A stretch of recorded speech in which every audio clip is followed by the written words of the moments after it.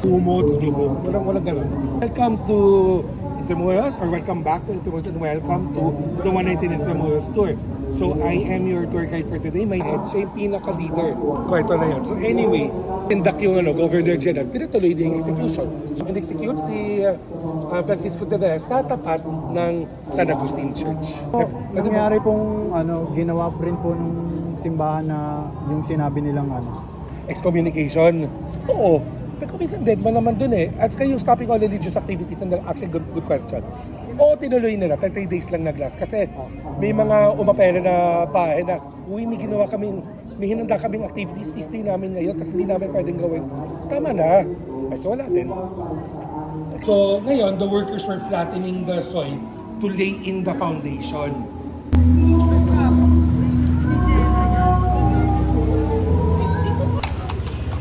Jesuits in what essentially was the most ang Santa Isabel College na siya, ang dami nito.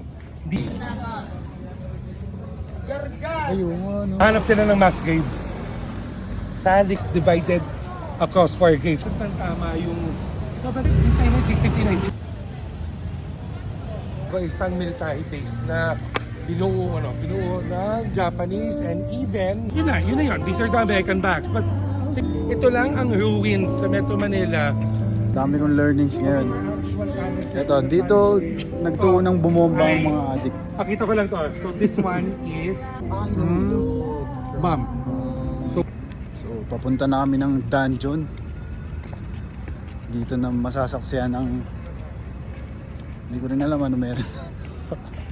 Si Kuya ang taga namin.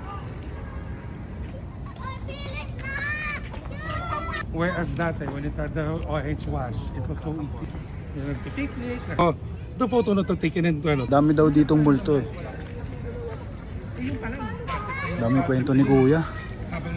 Hindi ko na maintindihan, putang ina yan.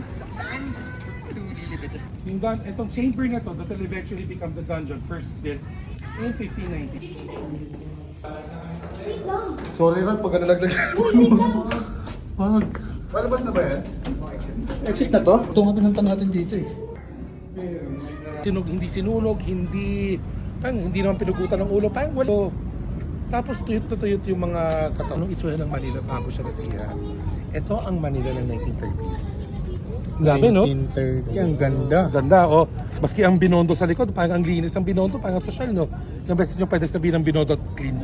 Parang hindi eh. Kasi ito, post office, parang kung isa nagugulat ang foreigners dito, bakit ang laki naman ng post office? Just sabihin ko, America. Tapos yan. Ito yung original na Jones Bridge, 6-lane neoclassical bridge. Kasi yung Jones Bridge ngayon, nung nag-build siya noong 1946, practicalidad na lang ang iniisip dyan. Wala nang art. Kailangan na lang ikabit yung dalawang sections eh. Tapos saka na lang pinaganda. Ito, ganyan na talaga yan. Nung una siyang ginawa, ang ganda linis, may tram pa sa gitna. Pag nakita mong ganyan, yung mga pictures na ganito, ang daling isipin na once upon a time, ang tawag sa Manila, the Paris of the East. No? Ganda These 2 buildings still exist. Gagi, parang ibang... Parang Paris talaga, no? Kasi if I told you that this photo was taken in San Francisco, maniniwala kayo. Diba? Very American, diba? Nakasuit yung mga tao, may tram, ganyan sa taas ng ulo niya. Okay. Manila pala to. Basically, Santa Cruz, yung dito. Yung colonized. Wala ba kayo natutunan doon sa sahilin yung mga... Diba? So, sa sahilin yung mga Spanish and Hispanic culture sa buong Asia noon, as far as the Spanish or Hispanics were concerned. This was the important manifestation. Very important showcase of the Spanish influence dito. At kaya siya, and thank you na pumunta kayo dito. So ngayon, pumunta din dito, mamasyal kayo, tumambay kayo dito, bisitahin niyo yung mga here. And the more people go here, the more other people in power will be compelled to start fixing. Yun lang. Thank you. Thank you, sir.